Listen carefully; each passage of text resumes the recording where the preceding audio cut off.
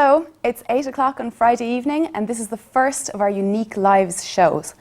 The Unique Lives shows are here so that every Friday evening we can interview someone with an interesting life story or someone who's done something sort of different or unique with their lives. So today we've got a really inspirational girl, someone who's travelled all over the world doing what she wants. She got a notion and she just went and did it. It's Rebecca Quinn. She's a professional wrestler from Baldoyle in Dublin. She started wrestling over 10 years ago and has been doing it ever since. Hi Rebecca. Hiya, how are you doing? How are you doing? I was looking you up and my God, you've just been everywhere. It seems like you got into wrestling in 2002 when you were just 15. Yeah. Why wrestling? Because I'd watched it when I was a kid and I'd always loved it, but I was ridiculously unfit when I was a teenager and I failed PE. I just wouldn't run. I'd eat nothing but junk food. But I always loved watching wrestling. But it couldn't have even been a thing, that it couldn't have even been a dream to do because there was nowhere in Ireland that did it. Certainly when I was that age anyway. But my brother was going to go over to England to NWA UK Hammerlock and train over there with a guy called Andre Baker for a summer camp. And obviously I was 15, so I didn't think, my mom was going to let me go away for the summer and wrestle with a bunch of big, muscly, hairy men, and sleep in a gym. So then when I found out that two of the guys who trained over there were going to open up a school in Bray, then I went along. I lied about my age. I said I was 17, you have to be 16 to join. And then I joined and that was it. I just fell in love with it. Absolutely loved it. Okay, wrestling. You said you've got one brother. Did you beat the heads off each other growing up? Yeah. We always. So you always had a competitive edge. Completely. We'd have the little wrestling matches on my ma's bed, drop kicking each other, and we'd have all the characters and our friends would come in and we'd always play wrestling, I guess. And was it watching WWF and things that got you into it? Oh yeah, completely 100%. I didn't watch anything else back then. Now I watch everything, Japanese wrestling, Mexican wrestling and everything, but yeah, that would have been the only thing we would have ever seen anyway. And are there differences? You just said Japanese, all these sorts of things. I've only recently discovered that boxing and wrestling are different things. Oh dear. Wrestling, is it acting or is it an actual game? Is it a competition? It's sports entertainment. Okay. It's a theatrical sporting event. Okay. So this is what you started doing at 15. Yes. So when did it really take off? When did you really get into wrestling as a job? Well, I still, when I was 17, I went to college, I went to UCD, I was studying history, politics and philosophy, and I still had the notion that I was going to go on and be a lawyer. That was going to be my backup plan. I'd like to be a lawyer. It's a great backup plan. Okay. But, how did college go? But I decided at one match in Kildare, 17, I was like, oh, this is it. This is what I really want to do with my life. And then I couldn't handle UCD. It was just a concrete jungle. I wasn't really that, I liked history, but I never paid attention really for doing any of my homework and stuff. I'd just go into college so that I could use the gym. So I decided to drop out and move over to Canada, because that's, where Bret Hart comes from. There's a big, long history of professional wrestling in Canada. And I could get a non-student visa easier for there than I could for the States. Okay. So I just decided to go off and... Okay. Did you have your family support and things to go to Canada? Completely. Yeah, really? Actually, completely. My mom was, a little bit apprehensive. I didn't know anybody really over there. I had a cousin who I hadn't met since I was a baby, who was living on Vancouver Island. But I guess I've always been, no, not always, but I've been quite independent and I'm able to look after myself. So yes, they were supportive. They were really supportive. Okay. Did you have a backup plan going to Canada? Did you have money? You just sort of went on a notion? Yeah, pretty much. Yeah, I had play? no idea what I was going to do when I got out there. Well, I just figured that it would work out, and if anything, and if it didn't work out, then I could just come home. So, Okay, it's a good yeah, plan. I had about I 2,000 in my bank account. Okay, actually, I should mention, if anyone does want to get involved or ask Rebecca any questions, feel free to tweet us at FECTV. But, okay, so you're in Canada. Do wrestling matches actually seriously pay? Because, like, I mean, obviously you need to pay rent. You need to pay a deposit. How did you go from day to day at the start? Oh, well, day to day, I lived off my savings. Okay. I, like, for the first little while, you know, I was getting paid, whatever, $50 a match.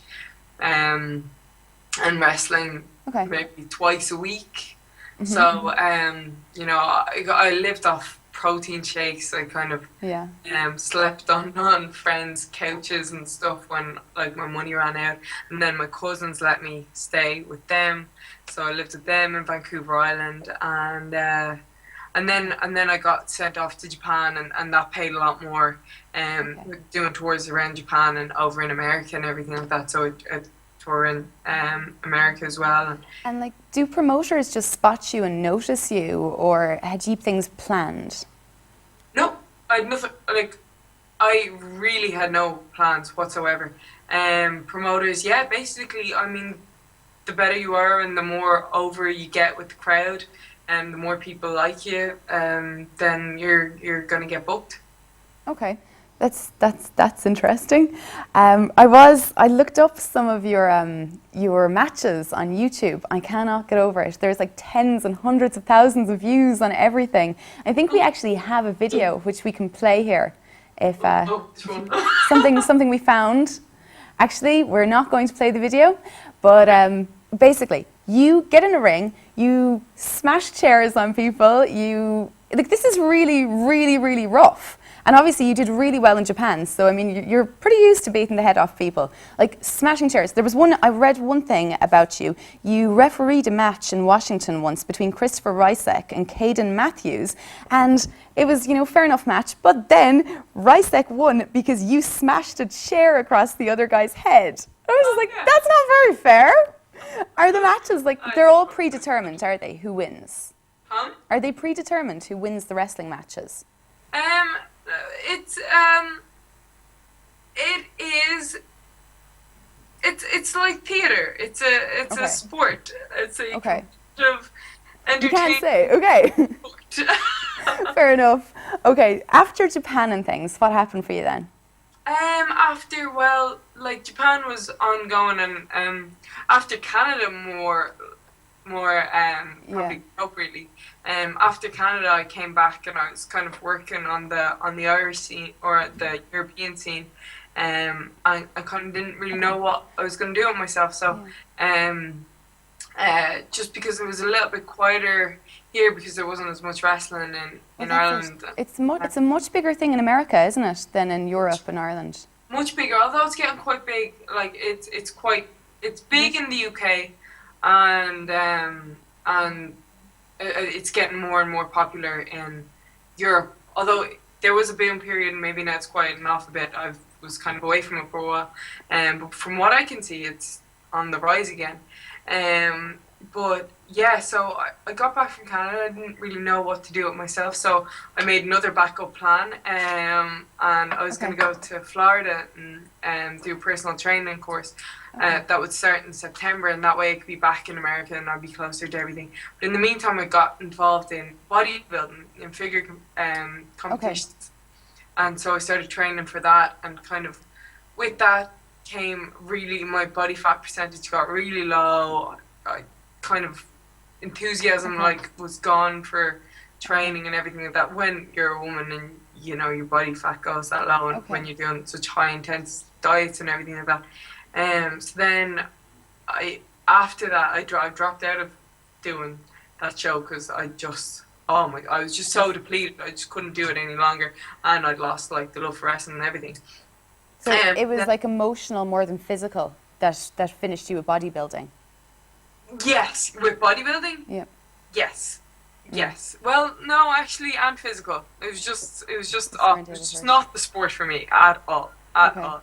And what do you think when you see all the people, because it's really growing in Ireland, bodybuilding is really taking off here by all accounts.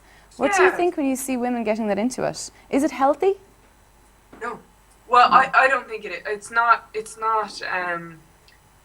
not healthy. Like, I mean, your body isn't designed to go that low in body fat. And what I found, maybe there's another way of doing it, but your whole life would revolve around when you'd eat, when you train, and there was just no kind of social, it wasn't as social as, say, wrestling, for example. It's all kind of, and of course, it's bodybuilding. It's all judged on your appearance. We've actually got a tweet in there from someone who's actually asked you, so if that's not healthy, do you think that your life is healthy? Your lifestyle, I assume they mean. So I assume they mean like the wrestling, it's obviously takes its toll physically, does it? Yeah, but I just kind of mean more hormonally. Basically with women, when your body fat percentage is getting down that low, that's why it's, you know, it's kind of altering hormones. It's actually, I think bodybuilding is a lot better for men than I think it is for women, especially. Okay. But then it's different for women, so I don't know, maybe I was just... Then after America, what happened for you? And then I went over to Florida. Wait, where am I now in my story? So then You're personal training now in America. Now I'm over in Florida. Okay. Okay, so then I was doing my personal training course, and I had no plans whatsoever going over there. And then I arrived in Orlando, had no idea that you'd need a car, didn't know anybody there either. Ended up just doing this personal training course and being like in this little bubble, and I kind of I'd left wrestling, my mood had gotten really low, and I kind of just ended up just feeling a little bit isolated. I didn't know whether I wanted to wrestle anymore, I didn't know what I wanted to do with myself, and I just kind of ended up like wasn't even able to face people in wrestling, and then just ended up just all alone in Florida. But then I came back, and then I was working in a gym for a little while and couldn't. My mom was an air hostess, and she was handing in a resignation to Aer Lingus. So she asked if I wanted to hand in my CV. I said sure. So then I ended up working in Aer Lingus for 2.5 years as an air hostess, and tried to do a little bit of wrestling in between then. But then it just, with timetables and schedules, it just never was right, you know. Wow, what an alter ego, the air hostess who wrestles on her spare time. So after the air hostess, where did you go then? So then, well, after that, then I decided, because I didn't really enjoy flying, I went back to college, and I was studying acting because I thought, you know, that was what I loved most about wrestling, was the performance. Well, that's what I thought. So then I went back and I started studying acting. So I was in DIT and in Columbia College in Chicago. So, yeah. Okay, you said it was the performance of wrestling that you really enjoyed. So it was getting up there and making people wow, was it? Yeah, just the energy of the audience and just performing in front of a crowd. And then that led you to the Stunt Guild of Ireland? Yes, yeah. So then I ended up trying to audition for the Vikings as an actor, but obviously whatever way my CV looked, because just even when I was an air hostess, I was doing things like I got my diving license and I was doing loads of martial arts and gymnastics and everything. I was just always kind of kept active and kept trying new things and doing new things. So obviously all these things like snowboarding and everything just kind of my CV just read like a stunt CV, and they saw my CV and they assumed like that I was looking to do stunts on the Vikings. So then I got in touch with the Stunt Guild, and they were like, oh well, they kind of thought that, you know, I'd have a good potential there. So then I got involved with them and have been just recently invited to be a probationary.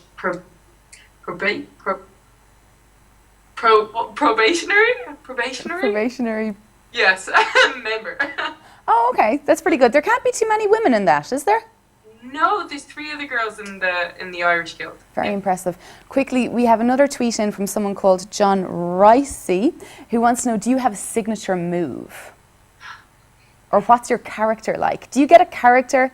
Do you commit to a character? I definitely have a character. Or definitely, yes. I would always kind of played a bit of a hip hop leprechaun, if you will. Like, not Oh like no. leprechaun. Yeah, like I wore the green and like the paddy cap and had like little tails and gold buttons and but I used to come out to MC Hammer, Can't Touch This, and dance in the ring And what about these moves? Do you make up your moves or does someone give them to you? No, nobody gives them to you. You know, you find what works best for you, what suits your style best. So you find what way you best knock someone out. Basically, yeah. Nice. Okay, because you said wrestling is all, it's, you know, it's performance. Yes. If someone were to run up to you in the road, grab your bag and run off, do you think you'd be better prepared to take him on than the average girl? I would feel sorry for that dude. So would I, honestly. Perfect. Rebecca, the future. Tell me about what you've got planned for the future. Because I mean, it's a crazy life you've led. I can't get over how fit and how well you're looking.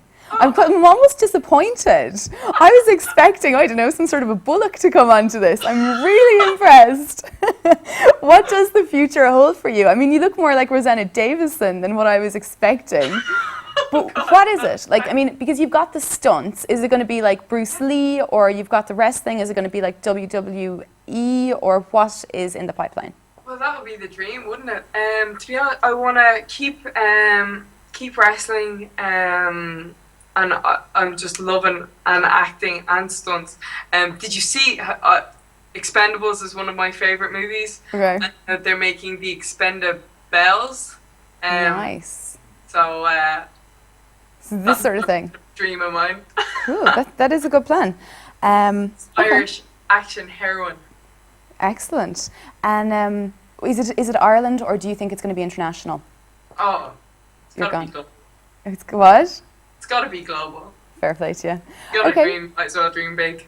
Rebecca, it's been ridiculously entertaining and interesting. I hope that your career goes amazingly for you, and I hope that we hear loads more from Rebecca Knox.